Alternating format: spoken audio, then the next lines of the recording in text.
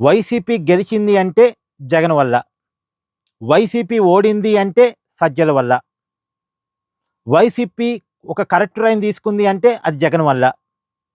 YCP ఒక తప్పుదారి పట్టింది అంటే అది సజ్జల వల్ల. వైసీపీలో ఎవరికైనా ఒక న్యాయం జరిగింది అంటే అది జగన్ వల్ల. వైసీపీలో ఎవరికైనా ఒక అన్యాయం జరిగింది అంటే అది సజ్జల వల్ల. ఈ నేరేషన్‌ని బాగా ఎక్కిస్తున్నారు. అసలు వైసీపీకి అధ్యక్షుడు జగన్ గదండీ! జగన్‌కి తెలియకుండా ఏం జరిగిద్ది చెప్పండి? ఒకవేళ సజ్జల వల్ల జగన్ నష్టపోతున్నాడు అనుకోండి.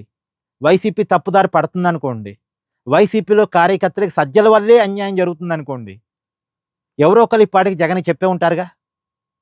ఇప్పుడు విజయసాయిరెడ్డి గారు ఓపెన్‌గా బయట చెప్పారు. జగన్మోహన్ రెడ్డి క్వార్టర్ ఇవ్వాలి జగన్‌కి నష్టం అని. ఈ విషయాన్ని బయట చెప్పాడు అంటే జగన్‌కి చెప్పే ఉంటాడుగా విజయసాయిరెడ్డి.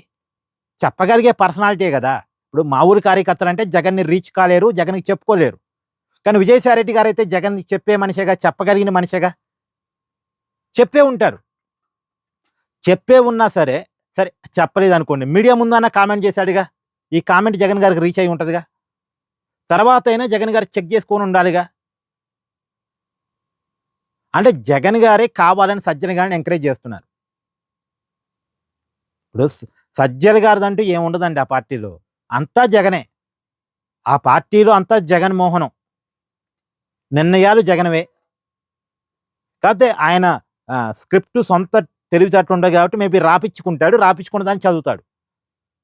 అది ఓకే. కానీ అంతా ఆ పార్టీ డైరెక్షను, నిర్ణయాలు అంతా జగనే. కేవలం ఇప్పుడు బోరుగడ్డకి అన్యాయం జరుగుతుందనుకోండి.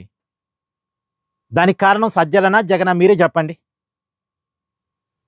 సరే నిజానికి బోరుగడ్డకి అన్యాయం చేస్తుంది సజ్జల అనుకుందాం. ఎగ్జాంపుల్ అనుకుందాం. జగన్ మంచోడు, సజ్జల మాత్రమే చెడ్డోడు. సజ్జల మాత్రమే బోరుగడ్డకి అన్యాయం చేస్తున్నాడు అనుకుందాం. మరి సొంత తల్లి విషయంలో అన్యాయం చేయటానికి కూడా సజ్జలే కారణమా? విజయమ్మ గారి విషయంలో, షర్మిల గారి విషయంలో కూడా అన్యాయం చేయడానికి సజ్జలే కారణమా? అలా అనలేంగా. డైరెక్ట్‌గా జగనేగా. అది జగనేనప్పుడు ఇది మాత్రం సజ్జలు ఎట్టవుతాడు? ఇది కూడా జగనే. అసలు జగన్మోహన్ రెడ్డి గారి మైండ్ సెట్‌లోనే ప్రాబ్లమ్ ఉంది. ఒక మనిషిని అవసరానికి వాడుకోవాలి, అవసరం తీరిన తర్వాత వదిలేయాలి అనేది జగన్మోహన్ రెడ్డి గారి మైండ్ సెట్. వైసీపీలో కూడా చాలామంది జగన్‌ని కాపాడుతూ సజ్జల్ని మాత్రమే విలన్ చేస్తున్నారు. ఇప్పుడు గ్రేట్ ఆంధ్ర లాంటి వాళ్ళు కూడా వాళ్ళకి వైసీపీ అంటే అభిమానం.